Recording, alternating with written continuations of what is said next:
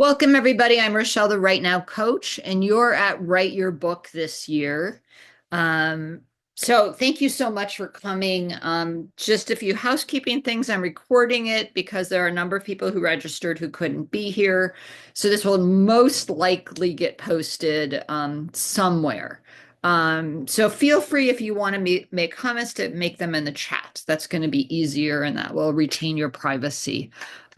There will be an opportunity for you to do some exercises throughout the presentation. So I will periodically stop so we have a little time to do those. It would be great if you had your handout with you because you're going to be scoring yourself on each part of as we go through the presentation.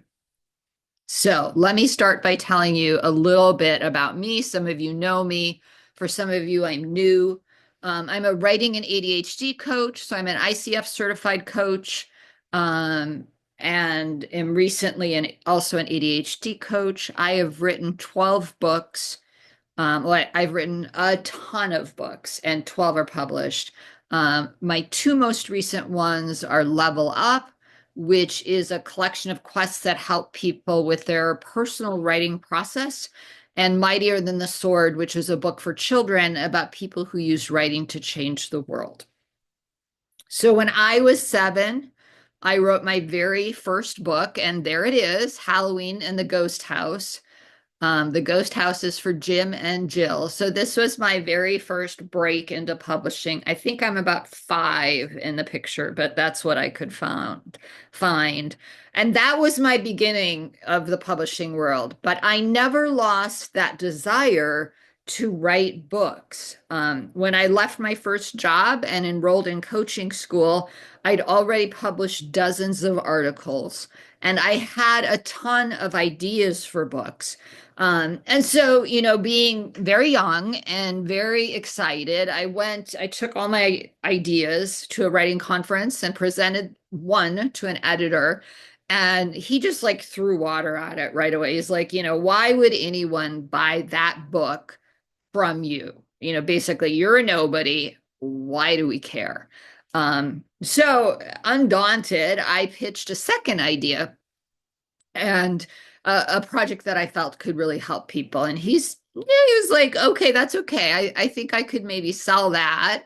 Why don't you write a proposal? So I went home and my husband and I were writing together at that point, and we wrote this book proposal and we submitted it to the publishing house. And then we did what a lot of people do. We waited for a whole year. And after a year, we got what every writer wants, the acceptance, with this caveat. We'd love to publish this book, but here's a catch. We'd like you to write it in 6 weeks. And so we were like, yeah, we can do this, and we had just had a baby. So we had this little 18-month-old baby. And so I don't know how I thought that we could do that. Here we were he's a little bit younger than 18 months at this point, but you can get the idea. We were working parents. We had no time. We had no dedicated writing space. This was 1998, so there were no laptops. And if there were laptops, they were huge and clunky. We didn't have any.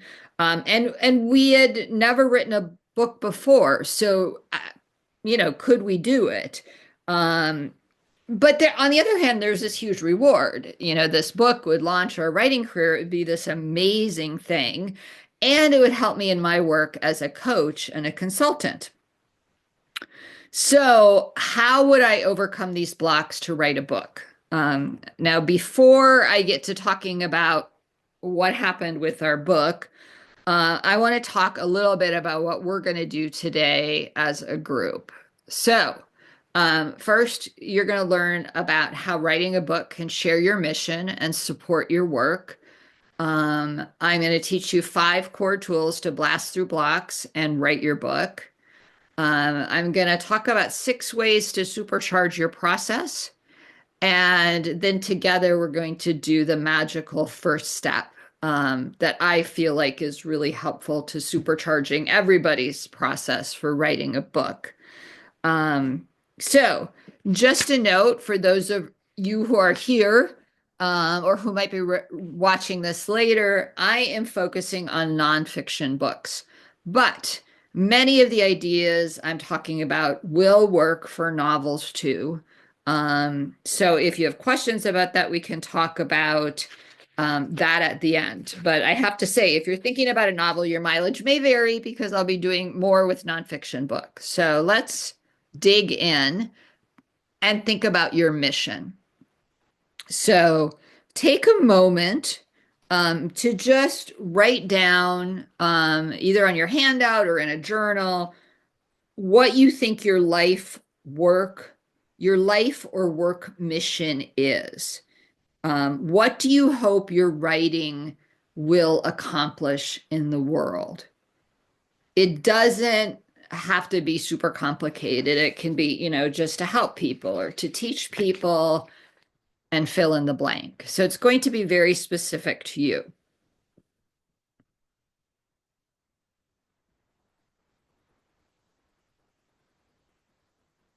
So go ahead and write down your mission. My guess is you kind of have it like right at the tip of your tongue.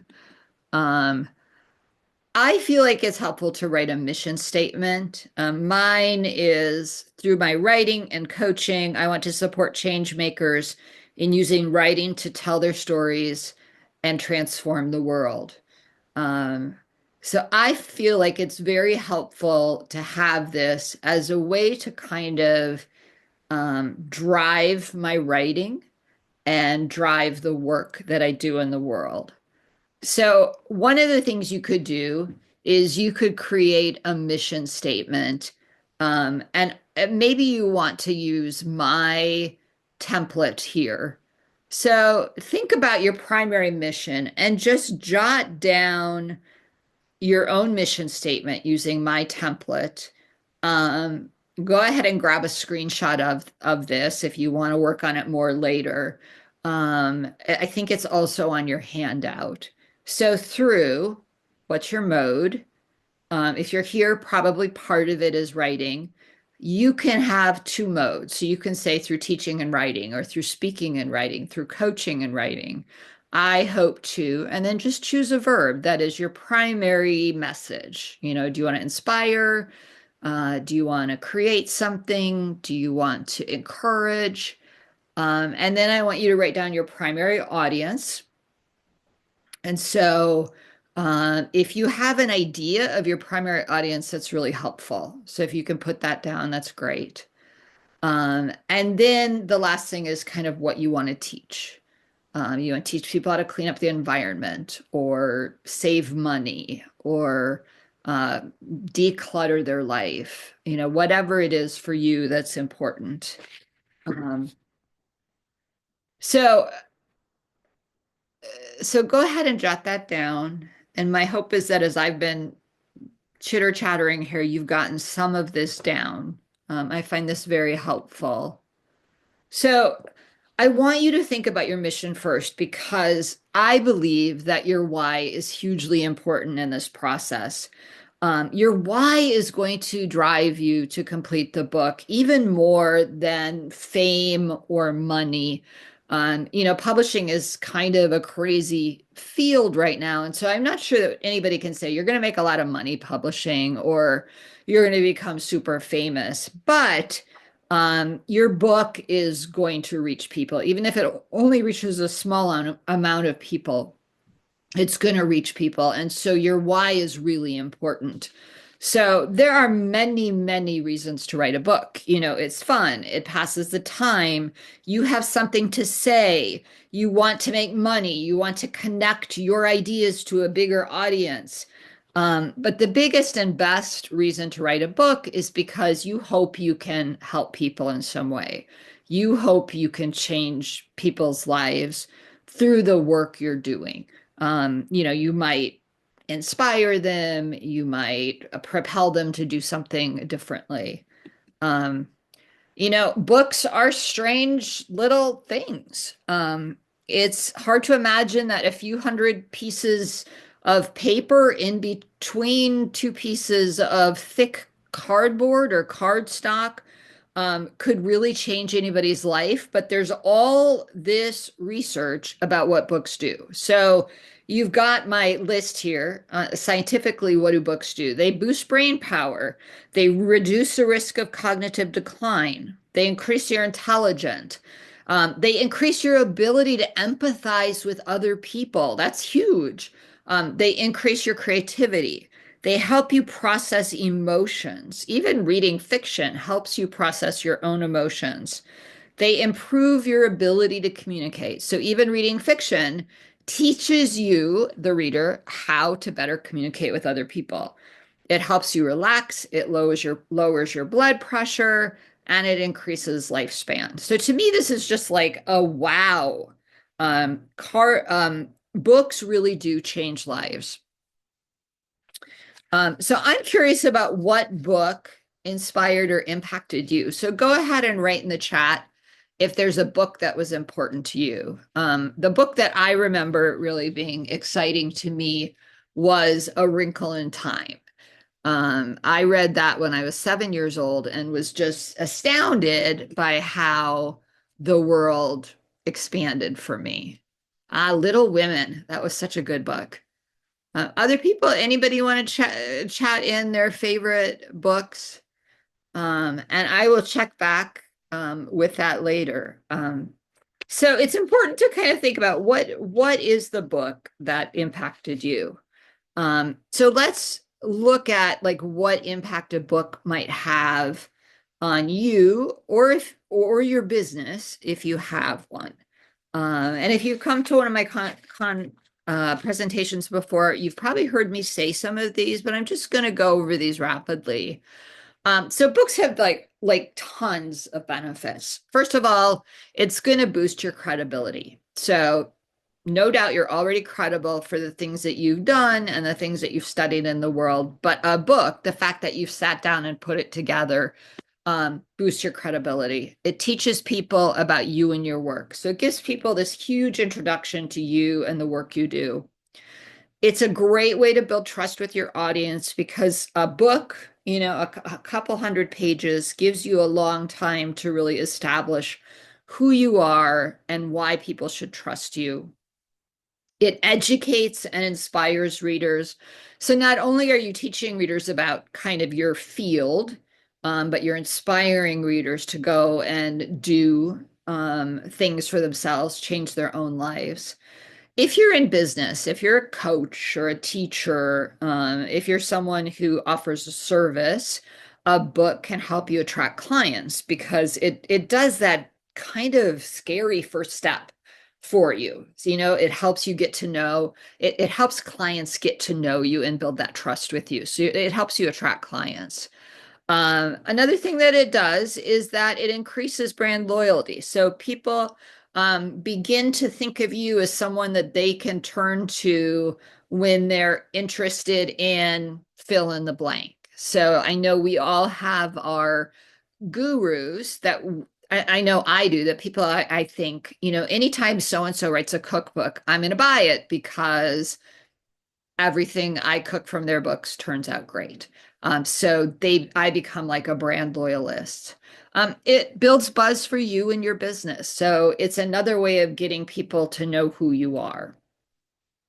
It helps you to access leaders. So it's a good like calling card for you to connect with people higher up in the food chain because they will recognize you because of your book, or you can pass on your book and say, hey, this is something we can connect around. A book is also a great way to capture media attention. The media is always looking for a way to make news. And so your book could be news. And finally, a book can help you earn money. I was intrigued to read. I've been doing a little research since President Carter's funeral. I've been doing a little research on presidents who wrote. And a number of presidents wrote because they were broke when they left the White House. So the Clintons were flat broke when they left the White House, and Bill Clinton had to write a book to live. Now, we don't have maybe the same capacity to earn money as a former president, but they can help you earn some money. So let me give you some examples. So Casey Davis is one of my favorite examples lately. And if you've come to one of my seminars before, you've heard me talk about this book, How to Keep Household Drowning. This book grew out of her personal 5-step practice that she used to work on cleaning and decluttering her house. She taught it to her clients and she taught it to people through TikTok. And it became this huge hit. So she wrote a book about it, and she also developed a training program that she now teaches to other therapists. So she teaches other therapists how to use this 5-step practice with their own clients. So one of the things you could think about is with your work, is there an idea or a process that you work with all the time that you could share with your clients? That's one way a book could be benefiting to you. This is me with my friend Jeanette Hurt at Old Fashioned Fest. Old Fashioned Fest is it's a very Milwaukee thing. So, Milwaukee, Wisconsin, home of the brandy old fashioned. And you get one of these little cupcake tins, and then you can go around, and I think they make like brandy old fashions and maybe another kind of rum old fashions. I don't see, this is where me and alcohol don't understand. So you can go on one side and get one kind of old fashioned, on the other side get another kind. Your ticket gives you all this alcohol and sliders and all this stuff. Well, how do you get to be a person who has a table there? You write a book called something about whiskey. You write a book called Drink Like a Woman. So this is my friend Jeanette Hurt. She's written a lot of food and beverage drinks. She is highly connected in the food and beverage market. So people invite her all the time to speak at conferences, to be on television, to talk to people about, like, how do you make a drink for New Year's or the inauguration or the 4th of July or whatever. And so she got invited to sign books at um, Old Fashioned Fest. So think about the events that you go to, the conferences you go to with your colleagues, the events you go to in your town. How might writing a book be a ticket for you to have a booth there so that you could sign them and meet people? Another friend of mine, Jane Rubietta, has written probably more than 20 books on her life as a woman of faith. And she not only speaks all over the world, she does educational events. And because she inspires her audience with her books, every time she's in public, she has people like surrounding her, asking her to come to their congregations or women's retreats or church event and speak. She has people, looking to her for individual coaching. So one of the things to think about is, who might you inspire or motivate with the work that you do? So those are 3 stories of people who've used their books to really kind of benefit themselves and their lives, kind of beyond just having a book. The one thing I like about books is that they're evergreen.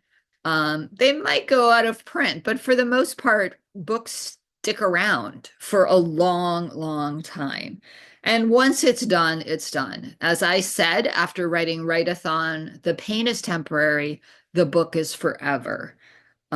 So the book is something that you can use over and over again. And people I know have taken their books and reinvented them. I think our second book is just celebrating its 25th anniversary. So we have the rights, it's out of print, we have the rights back to it. We're going to release a 25th anniversary edition around Mother's Day this year. So books can come back and have more lives. So take a moment and just imagine when my book gets published, it will. How will it help people in your life and in the world. So just write down a couple of sentences. How will your book help people?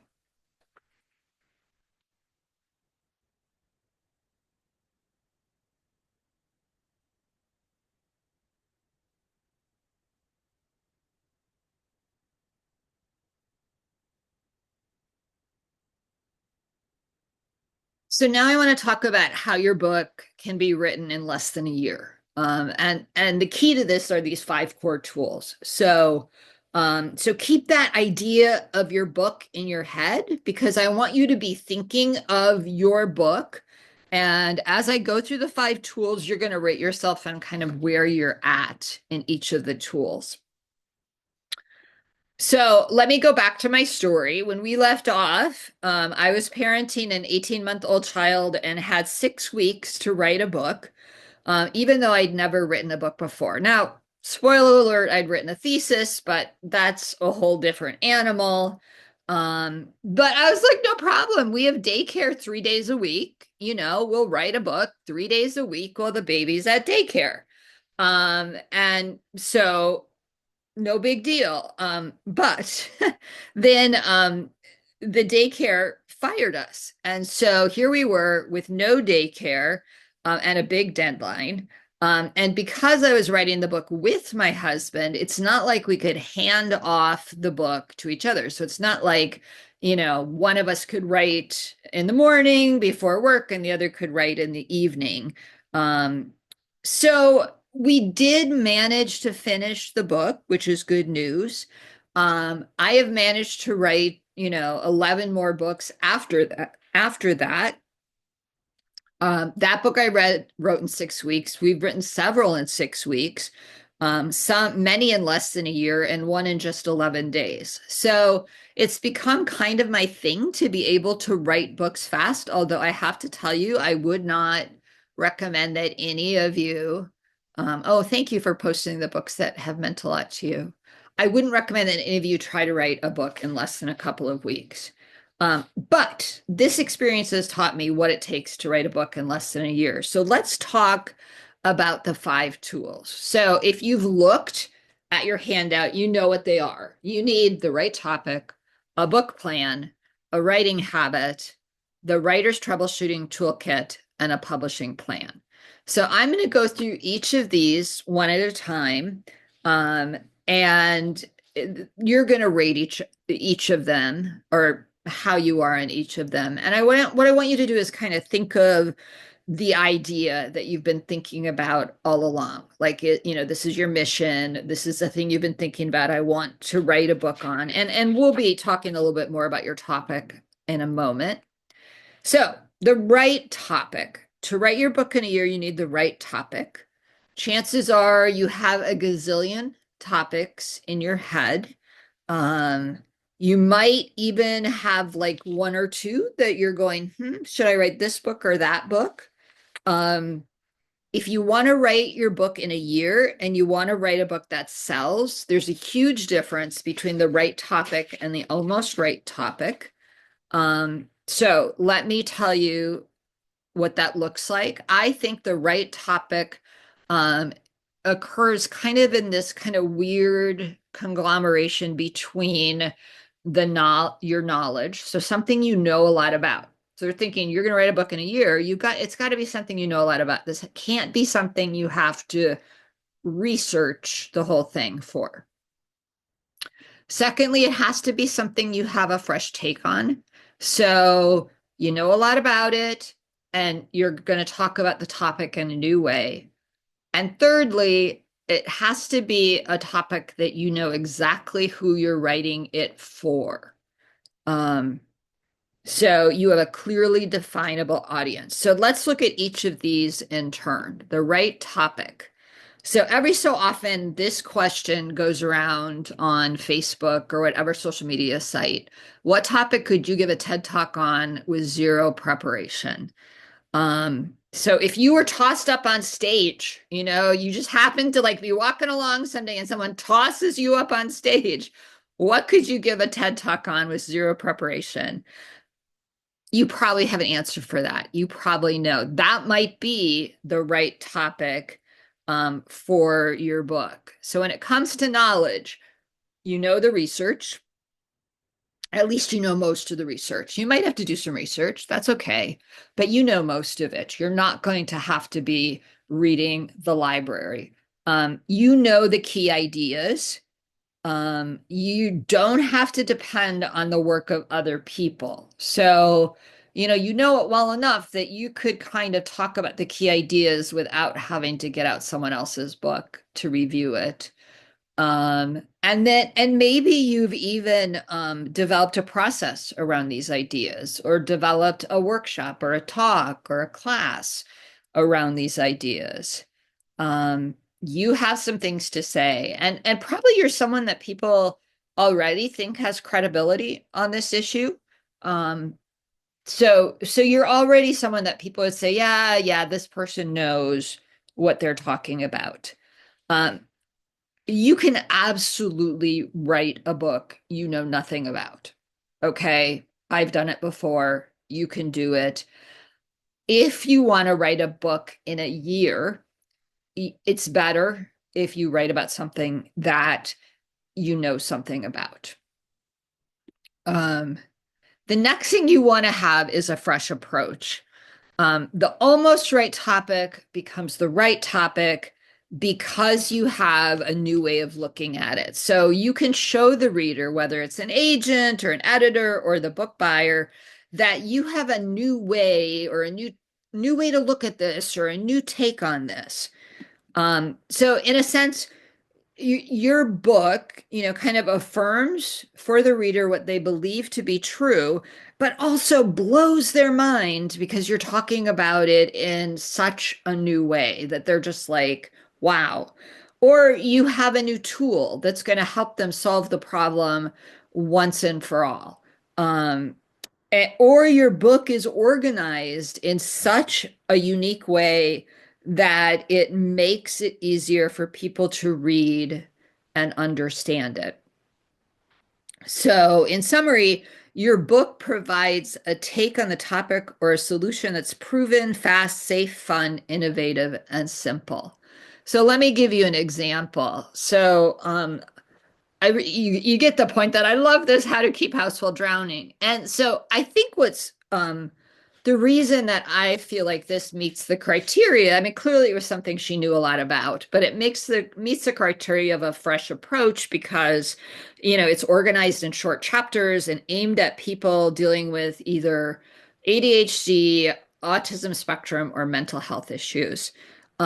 She also highlights key points in bold, and says at the beginning, if you can't read the whole book, then just read the bold points. So she provides a kind of a clever way to help people who don't have the ability to really read a whole book to access the information anyways. So I've never really seen another book on organizing and cleaning that takes mental health so seriously, and really kind of gets at it in both the kind of method it does it as well as the content. So to me, that's pretty revolutionary. My book Level Up talks about the kinds of topics you'd have in almost any book about time management, and writing. So anybody who does deep work, so things like overcoming distractions, making time to write, stopping procrastination. What makes it different, what makes it a fresh approach, is that I approach it like a quest, and I ask the reader to examine their own life and kind of do it in their own way. So I'm not saying there's one way to do it. I'm saying you figure out the best way for you. So those are a couple of examples of fresh approaches. So now we get to the third part of that Venn diagram, and that's a clearly definable audience. When you land on your right topic, you will know exactly who's going to fill the chairs of your ideal speaking audience. Books need to connect with a specific, definable, easy to reach audience. You can find a track record of the people who buy products related to this topic. You will know kind of where they hang out, what groups they belong to, and who do they turn to for help. So why does this even matter? It is so much easier to write a book for a specific audience. So, when you write a book for everybody, it's hard to kind of focus your material. But if you write a book for a specific audience, you know exactly how to create it. And you can kind of say, oh, well, when it comes to presenting this information, this stuff I don't have to talk about because they don't need to know it, but they need to know this information. So think of it like making dinner. You're going to cook a different meal for your family than you would for your book group or a neighborhood potluck. So it's much easier to cook dinner when you know who you're cooking for, you know? So if you're cooking, you know, if I'm cooking for my book group, um, I'm going to cook something a lot more elegant and nice than if I cook for my kids who are happy with really kind of the lowest common denominator food, you know, the hamburgers and French fries and stuff like that. So think about it that way. It's not that one is better than the other. It's just that it shapes, knowing your audience is going to shape your material so much. So when I look at How to Keep House While Drowning, again, I was impressed that she had a very clear audience. So her audience is people with ADHD, people who are on the autism spectrum, and people with mental health issues. In short, people who don't have a lot of extra space and time to think about reading a book like this. I'm sure you've seen there are also really big books on organizing, you know, with lots of pictures and lots of detail. That would drive, it would drive me crazy.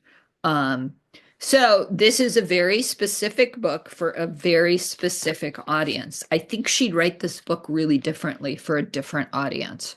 So you can kind of see how those three things fit together. So now you're going to rate yourself. You give 1 point for just being here. And then where are you? Like when you think about your topic, you give yourself 3 points for each of this. So if you feel like you have deep knowledge, or if you have, yeah, deep knowledge, a fresh take, and a clearly definable audience on your topic, then you have, you know, you have 10 points. If you're kind of in the middle, then give yourself 2 points for each. And if you're kind of like, I know none of this, then you just get 1 point for each.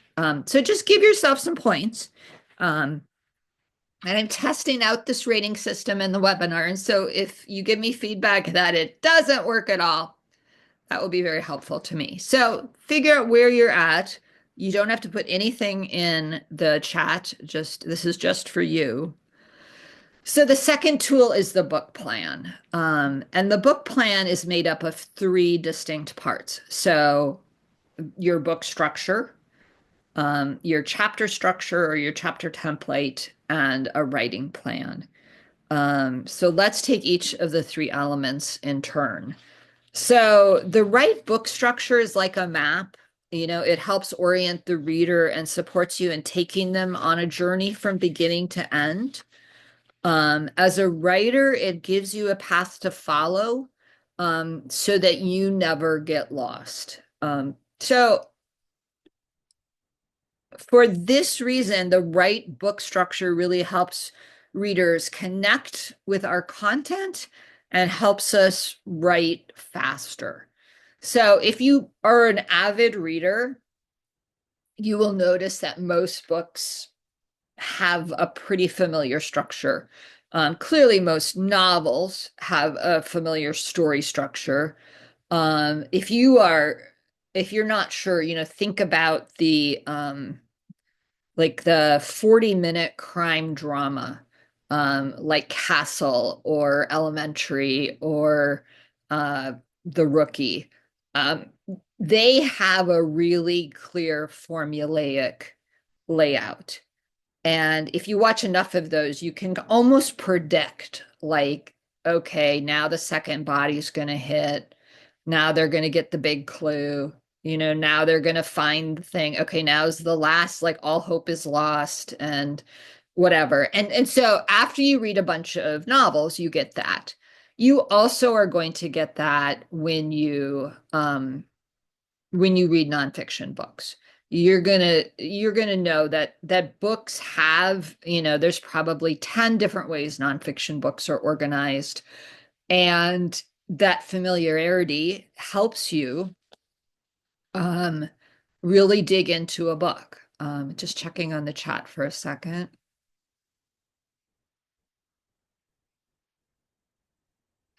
I'm glad you get 1.2. So let me talk about like a common um, book structure. So this is a book structure. So there are lots of different book structures you can use to write a book in a year. This is going to be the structure that I think is the easiest way to write a book in a year. And so if it doesn't fit your book, don't worry. There are other ones that I can give you that are easier. So a collection book is just a book that collects essays in short pieces around a theme. It could be essays, it could be poems, it could be sermons, it could be newsletter articles, it could be blog posts, it could be exercises, it could be journal prompts.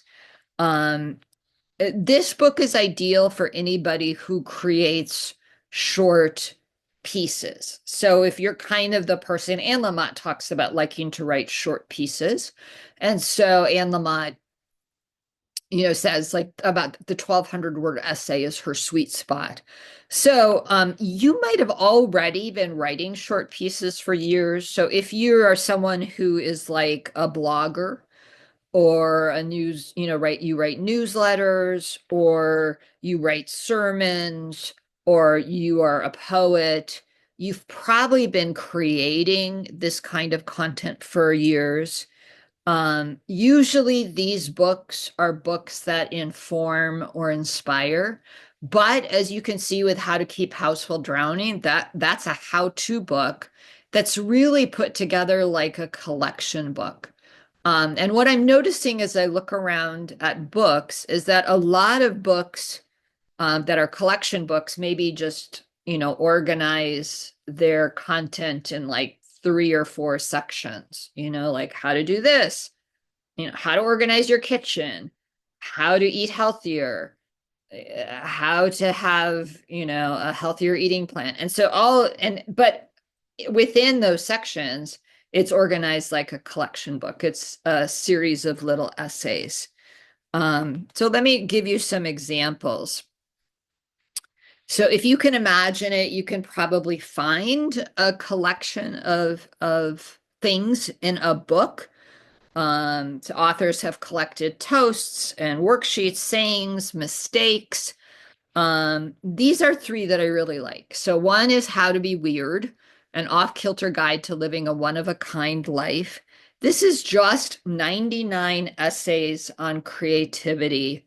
I don't even think that there's a how-to element. I really liked this book because it was a book that I could dip into a little bit at a time. Another example is Keep Moving by Maggie Smith. So she wrote this primarily on Twitter during the pandemic. So she wrote like little notes to herself and posted them on Twitter and maybe Instagram. And then when she got done, and she's a poet, so she has this ability to kind of arrange things. She took them and put them together and thought, how could I arrange this with some essays and poems to make a book? So this is an interesting book. It's worth picking up from the library just to see how you can organize really, really short pieces and make them make sense. And what's interesting about the Casey Davis book, I've talked about it in terms of the right topic, but when I looked at it, I really was going to put it in a different kind of book format. When I looked at it, I saw it's nothing more than 41 short chapters, short essays. And some of the chapters are like 6 lines long. So what I love about this format is that is that it's an easy way to put a book together, or it's an easier way to imagine a book. So every chapter doesn't have to be, like a 6,000 word chapter, which is kind of like how I grew up thinking that a nonfiction book had to be. Um, so the second thing that you need in this kind of book plan part is a chapter template. And a chapter template doesn't have to be like a fancy thing. It could be simply a hook. Now, your hook can be just a way to get the reader to start reading. It could be that little epigraph at the top that has like a quote. And then is the main content. So it might be a story, it might be like some information, might be like an amalgamation of a little bit of a story with some information or how to. And then there's a conclusion. And then there might be some additional features. And this is where it can get fancy. But it's great to be able to kind of decide this ahead of time. Like, what's going to be in my book? Like, do I need to have, like, in my book, Level Up, I had a quote at the top of each chapter. So I knew that was a piece that I had to come up with for every chapter. I also had like a for the win section. So I had to have like a concluding summary that helped people feel good about what they'd done. So just think about like, what do you want in your chapter template? Having this chapter template helps your book writing go faster because when you show up to write, you know exactly what you're going to do. So the third thing you need in this book plan is what I call a writing plan. So if you want to finish your book in the year, you need to plan how to do it. So what you need in this writing plan is something you've already got. So you've already got your book structure, you've already got your chapter template. The next thing you're going to want to do is put together a topic list. And so that's why I love the collection book, because it's really all you need is a list of topics. I usually recommend people that have more topics than they think they're going to use. That way, you can always dismiss topics that don't work for you. And then the third thing you're going to want to have in this writing plan is just a writing schedule. And so that's just kind of knowing like let's say you're going to write 50 essays and you've got a year to do it. So you're going to write an essay a week, something like that. Or gosh, you want to do it in 6 months. You're going to write 2 essays a week. So that is what to think about. So let's score you. I know this one is a more complicated one than most. So go ahead and give yourself a point for being here and getting through this most complicated one of all of them. And then if you know your book structure, so if you're like, oh yeah, collection book, that's me, or you kind of have an idea of how your book's going to go together, give yourself 3 points. If you kind of have a sense of your chapter template, like, oh yeah, I'll probably just do an essay for each chapter, give yourself 3 points. And then if you have already done a writing plan, give yourself 3 points. If you haven't done, I wouldn't expect you to have done a writing plan yet. So but if you know what one is, you should at least get 1 point. So kind of figure out where you're at there. So the next thing I'm going to talk about is developing a writing habit. And this, I love my little 3 things. So to develop a writing habit, you need 3 things. You need scheduled writing time. Hopefully you'll be writing at your genius time, although that's not a requirement. And you really do need accountability. So I am going crazy with these ads. These are literal ads, and I apologize to the companies I'm stealing them from, that are telling you that you can be a successful author in 3 hours or 4 hours over lunchtime. Yesterday, I almost bought a guy's program who was going to teach me how to write a book in 4 hours. But I was pretty sure I'd already purchased it. So I didn't want to purchase it because I was like, maybe I have it somewhere.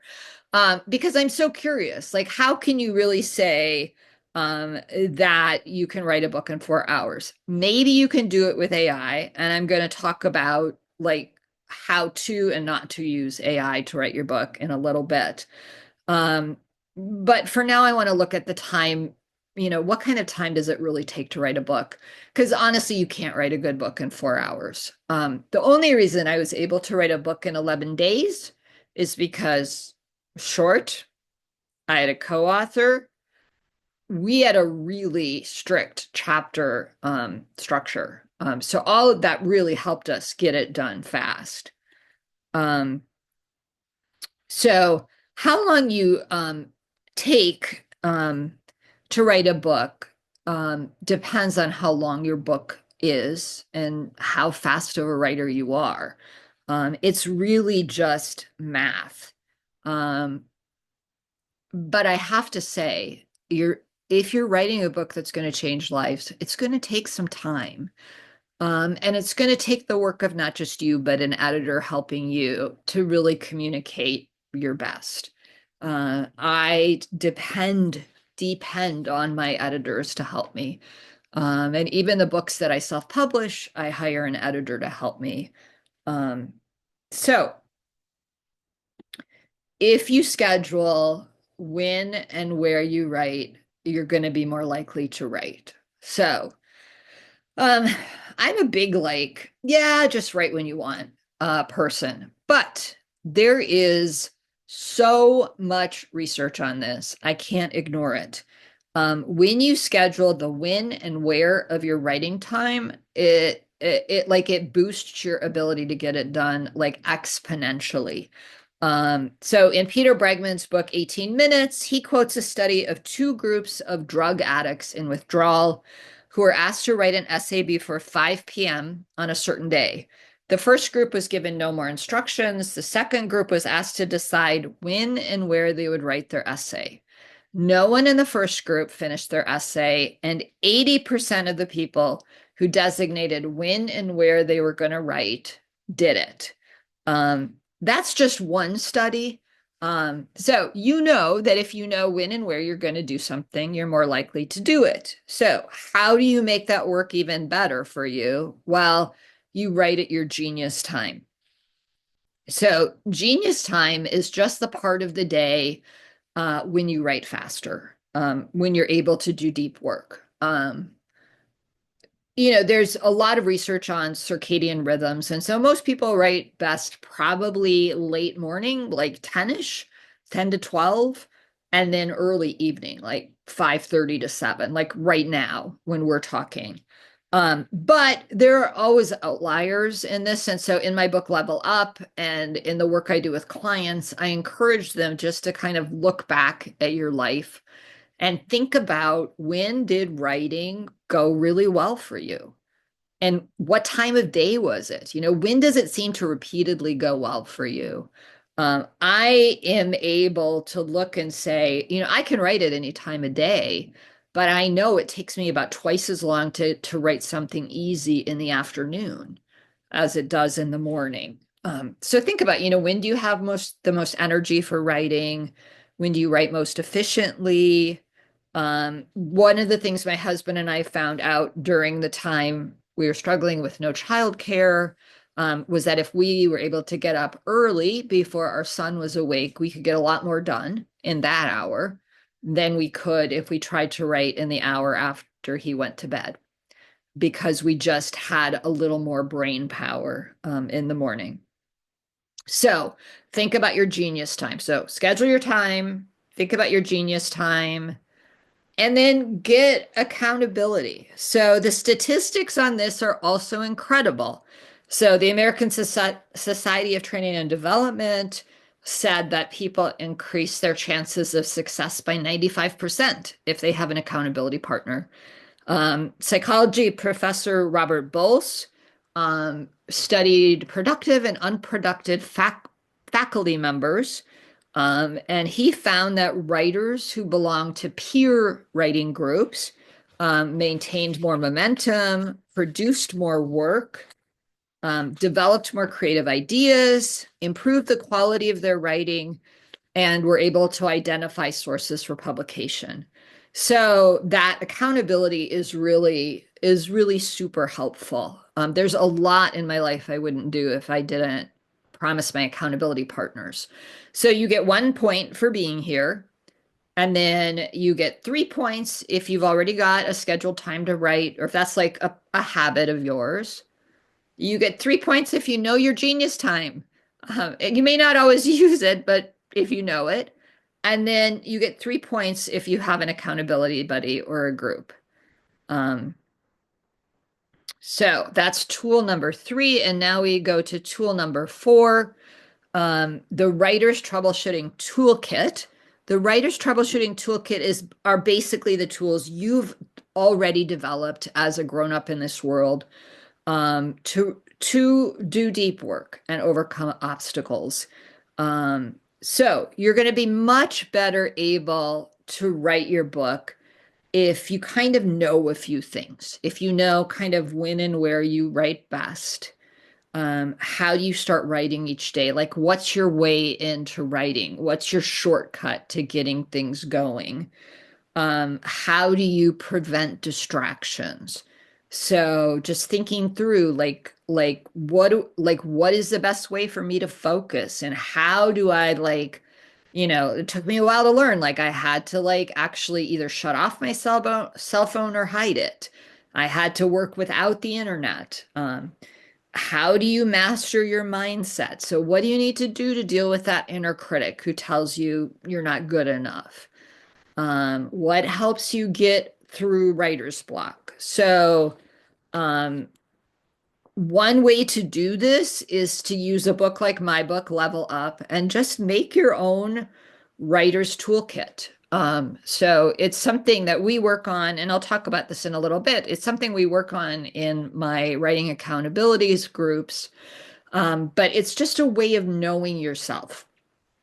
Having this writer's toolkit is going to make things much easier for you. I can tell you that I did not have this when I wrote my first book in 6 weeks. It's something I developed writing that book. And so now I could not have written a book in 11 days if it was my first book, but that was my, eighth book or something. So I already knew. I already had all this down, and I knew when I had to write, how to overcome distractions, all that kind of stuff. So it helps to have, put this together. So, so give yourself 5 points if you have some of the toolkit. And give yourself 5 points if you have some resources. I think if you're here and you've got access to my book, Level Up, you know me, you've got resources. So, give yourself 5 points. So I don't think a writer's toolkit takes you a lot of time to put together. It's just a matter of thinking it through. So sometimes one session with a coach can help you. So the 5th thing that's going to help you write a book in a year is having a publishing plan. This doesn't mean it has to be detailed. It doesn't mean that you can't change it, but it does supercharge your process, because you're going to write things differently if you're writing for a traditional publisher or for a self-published book. So, so I want to prevent you from wasting time. So I'm just going to give you, quickly go over the 2 paths of publishing a book. And I want you to know it's way more complicated than this, but this will give you a quick view. So if you're going to indie publish your book, basically, if you're going to kind of a DIY it, your process for writing the book is that you develop your idea, you create an outline, you write the book, you hire an editor, and then you revise it. Okay, so that's how you get your book. And then you get it out in the world by having beta readers look at it and give you feedback. This is also when you get blurb writers to look at it and give you those little blurbs on the back of your book. This is when you have that copy edit and revision. So you'll know on the previous page, yeah, there was an edit and a revision, but that was that first edit. That's a developmental edit is that kind of substantial. Let's look at the book and make sure the ideas are in place. The copy edit is like, let's look at the book and make sure you don't have jargon and that your grammar's right and all that stuff. And then once all that, once it's all done like that, you can have someone lay it out. Um, Long before this, you could have your cover design and then you have someone proofread it for you. Once that's done, it's just a matter of uploading your book and doing some sort of launch. But you're totally in charge of this process, and you can do a lot of this earlier. So you can get your you can get your cover design ready now. You can get your website ready now. You can plan your book launch now. You can get a lot of this done way ahead of time. If you're going to traditionally publish your book, things are a little bit different. You're going to develop an idea, you're going to create an outline, and then you're going to write a book proposal. So, um, and you might at this point hire an editor and revise your book proposal. It depends on how confident you are in your ability to write a book proposal. And then you're going to submit it to agents or publishers. So this takes quite a while before you actually get accepted and then can write your book. So this is like kind of one big stage. And you might have a goal to write a book proposal in a year. That's not a bad goal, especially if you've never written a book proposal before. And then for if you're traditionally published, it looks more like this. Then you, like what I left out of this is then there's a whole process where you're writing the book. And at some point in your writing the book, you or the editor will send your book out, some revised version of your book to beta readers to get a sensitivity review and also to blurb readers to blurb on it. Within this process, there'll also be copy editing and revision. This looks like a nice little process, but it gets kind of mixed up there because so much has to happen so quickly. Publishing is kind of a wait, and then run at the speed of light kind of a situation. So you really go slowly until you don't, until it's fast. And so sometimes a lot of this end stuff gets really mixed up together. When it comes to traditional publishing, you don't worry about the book layout, cover design. They take care of that. You work with them on the proofreading. You don't worry about book uploading, and you do work with them on the book launch. So you do a lot of the marketing, but they take care of a lot of the stuff. The question is not what's better, but what's better for you. So think about indie publishing is that you have more control over all the pieces. You get to work independently. So if you'd like to work independently, that's great. You also get to be a project manager. So you get to manage all the little pieces. And if you like that, then that might be for you. You finance the whole thing. So you're in charge of the budget and it moves faster. So you can move it along much more quickly because it's just you. You're not dealing with a whole publishing house. With the publishing house, you have a lot less control. So it's not just you and it's not just the editor, it's the sales and marketing team. And all those other people who have input into an art director and so forth. So they all have input in what is going to happen with your book. And so if they're like, we really love this cover, you can be like, I got one thing changed on my cover. They had Thomas Jefferson as one of the guys on my cover. And I was like, there's no way you are putting an enslaver on the cover of my book. He's in the book as a minor character, but he should not be highlighted. And they were like, oh, it didn't occur to us. So you have some control, but not a lot. You are It's about working collaboratively. So if you like working collaboratively, it's really fun to have an editor and other people that you work with. You work with and for others, so that can be challenging, but it also can be really challenging. So, did I say challenging twice? So it's lovely and it's challenging. There is no cost to you, um, except maybe the marketing. Most people end up spending their own money on the marketing. Um, it moves really slowly. So you may have finished a book and it may be like another year or 2 years before your book's going to come out, which just seems like crazy. Like, why does it take so long? Um, so rate yourself. You get 10 points if you have a concrete publishing plan. I know exactly what I'm going to do. 5 points if you have a vague idea. Like, I'm kind of leaning on this way.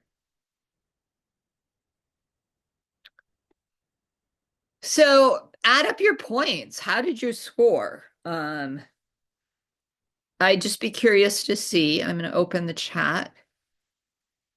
Um, and so basically the score, the closer you are to 50, the more set up you are to finish your book in a year. The closer you are to 1, the less set up you are to finish your book in a year. The good news is you have a lot of control over those numbers. So you can shift that from whatever it is to 50 pretty quickly. So if anybody feels like putting theirs in the chat, go ahead. 43 is great.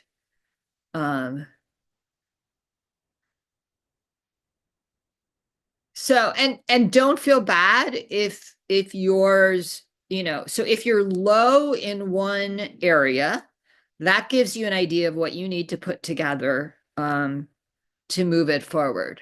23, that's great. So you're halfway there. So that's, you can look at where you are short, where you have less of an idea, and that just means that's what you need to kind of concentrate on for your process. So I want to go and talk about, there are some ways to kind of, I don't want to call it cheat, but to boost your productivity um, that don't really fit into the 5 tools. So there's 6 ways that I think you can boost your productivity. The first is to use existing content. So think about what you've already written. So if you've blogged for more than a year, if you've written frequent newsletter articles, if you have a journal that's full of detailed journal entries, if you've created 1 or more courses, if you speak frequently, if you've written a lot of poems, if you've done podcast interviews, all of these could become suitable content. So that doesn't mean you can just plop them into a book. They need to be kind of massaged, rewritten, added to, but they can become part of your book. My book write-a-thon started with me blogging and writing newsletter articles every week for 3 years. And then I looked at them and thought, what would make a good book? What could I write a book on with these ideas? And it took me a long time to find the container of writing your book in 26 days and living to tell about it. The Level Up also started as my blog posts and then became a book.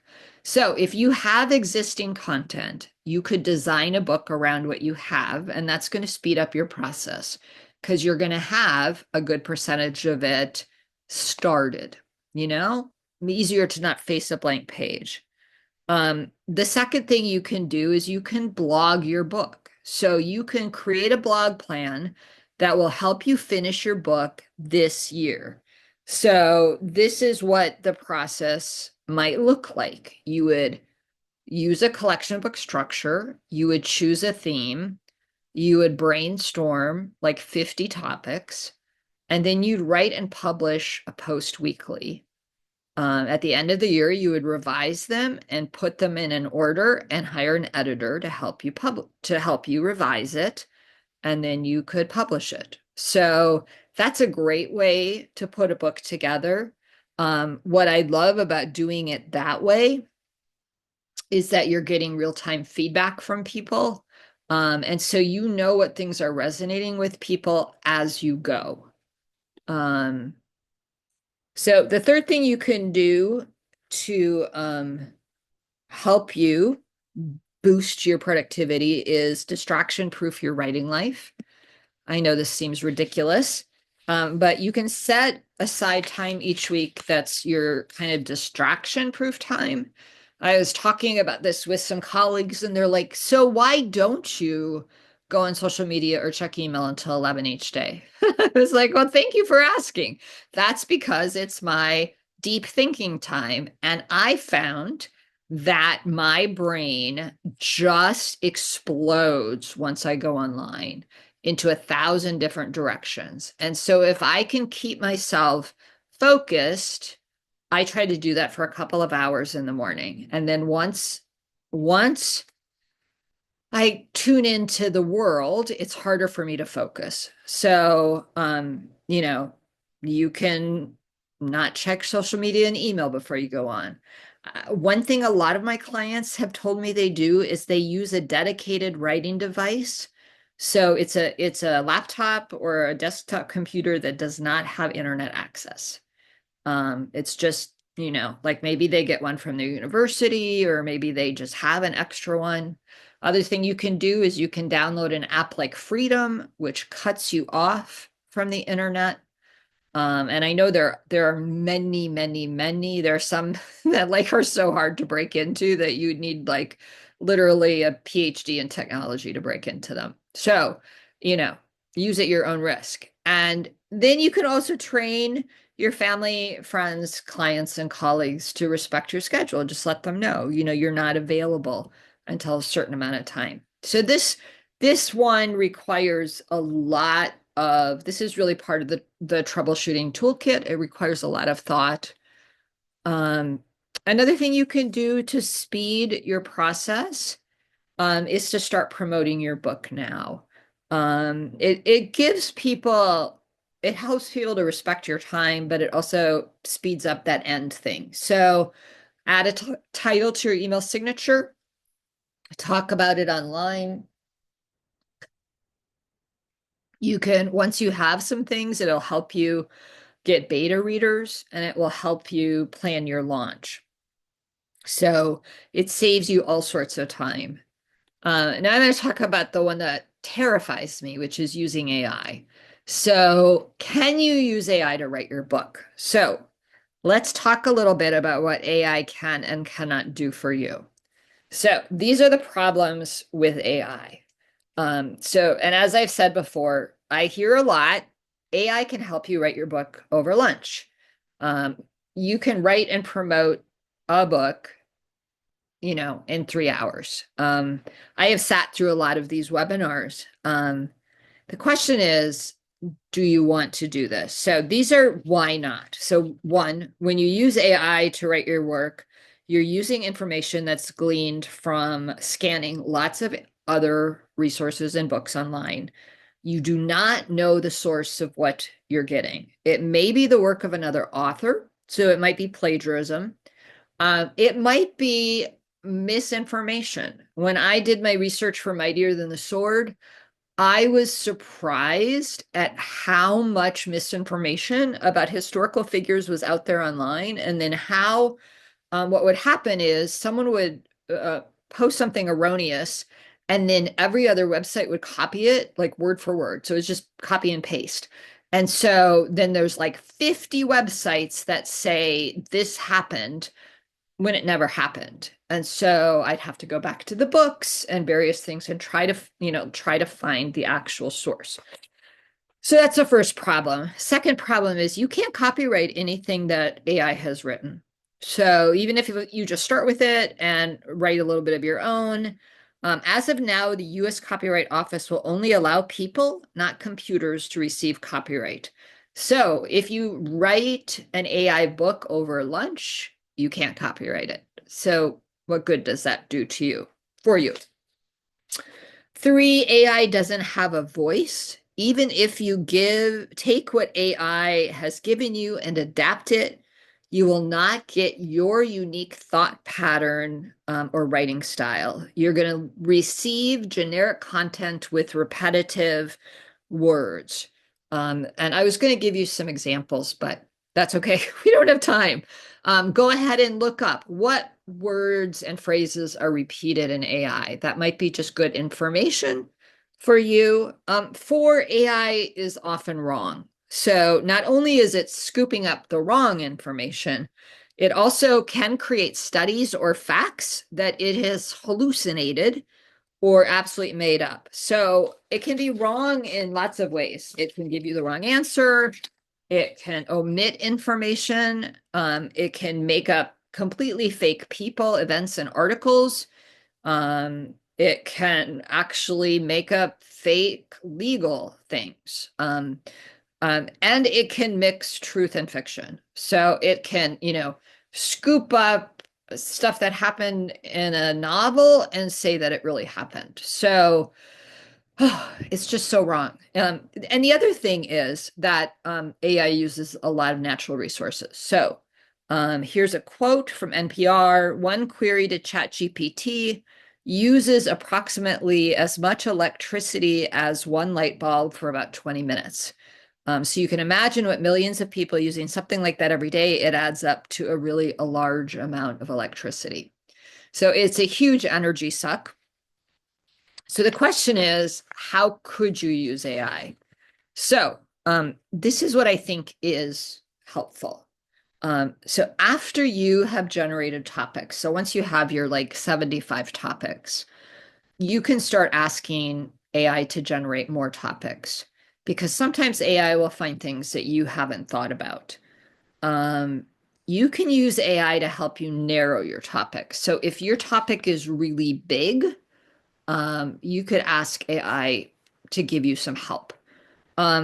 Maybe you can ask AI to help you find hidden patterns or make connections between three things. So let's say, your specialty is cooking Greek food, but you're also interested in origami and a third thing. And so you say like, what are the connections between these things? Now, of course, might give you a really loony answer, but that might spur your creativity. So AI can find hidden patterns or connections between unique ideas. AI can help you gather research. AI can also help you summarize scientific articles. So if you're writing about scientific stuff, I fully believe you should be able to read the scientific stuff and understand it. My experience of reading scientific articles is that it usually takes about 3 to understand one concept. So if you're working outside of your field, which you might be, sometimes it takes 3 or 4. So it might be helpful to have AI summarize it for you. The challenge is, do you trust it? You can also use it to fact check citations.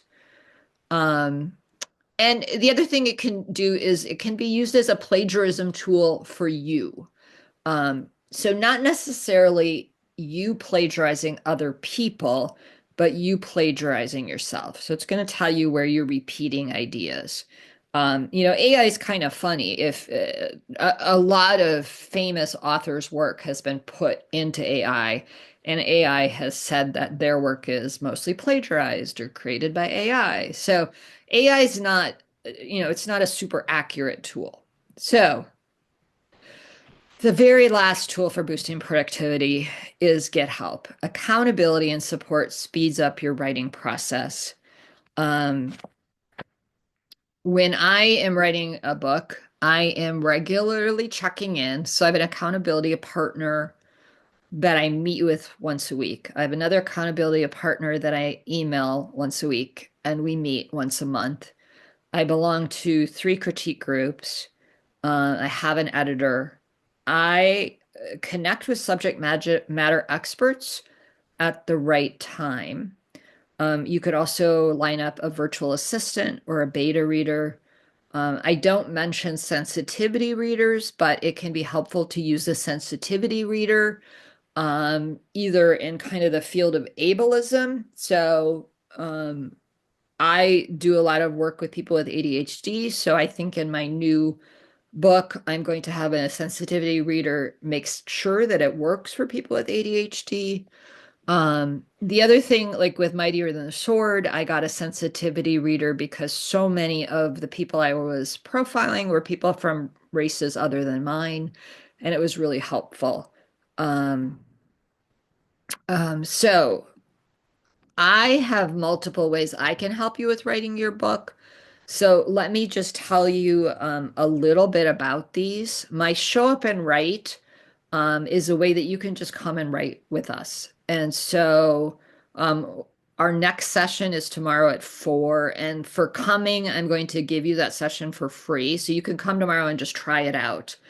But I have a special deal now, so it'd be great if you signed up. A lot of people have told me that that was sometimes the only writing they got done every week. So I will send you a link to that after this, and then you can think about whether or not you want to sign up. My writing accountability group is a group, a very small group of writers, maybe 5 people. We meet, we check in, we do a little writing exercise. We write for about 30 minutes, co-write. So we each go off into our own little Zoom rooms and write. And then we get together and do some coaching and then say our goal for the next time. The Goddess group is a critique focused group. It's only for women or female identifying people.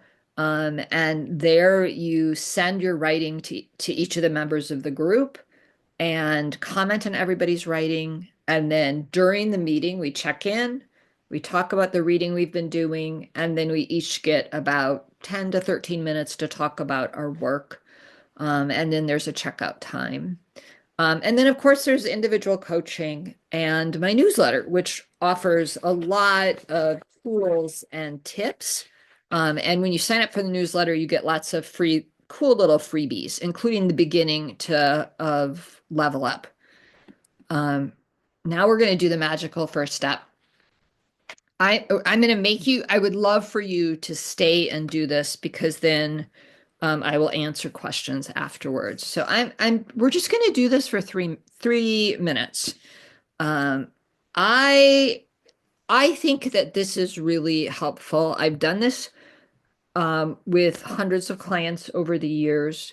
I do it with myself a lot um, because it's a great way to make decisions, to kind of fast forward time. So psychology professor Sonia Lubomirsky discovered that writing about one's best possible future self improve moods, health, and the ability to set and achieve goals. So previous to this, researchers thought like the only way people get any benefit out of journaling is writing about the really crappy stuff that happened to them in the past. And then she's like, whoa, wait a minute. Look, you can actually write about good stuff and feel better. So they did that. Um, and what happens is, so you write about yourself like a year in advance. You know, you've written your book, you got your book done. You did all the things, you got your book done. And you write about all the good thing that happened. How do you feel? You know, what does the future look like? What have you gained? How are you helping people? Why? So we're going to do this for 5 minutes. You're going to choose whatever book is at top of your mind.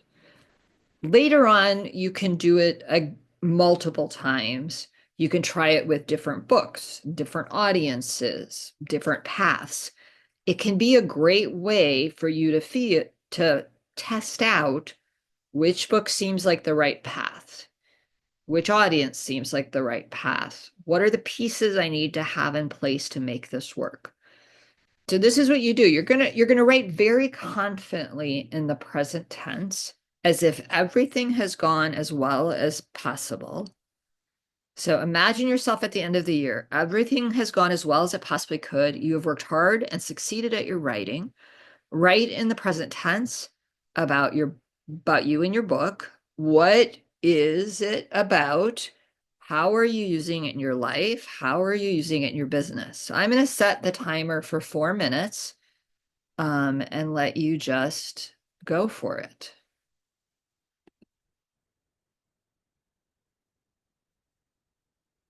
So I don't see the timer, so I'm just going to set my own timer. Go ahead and write.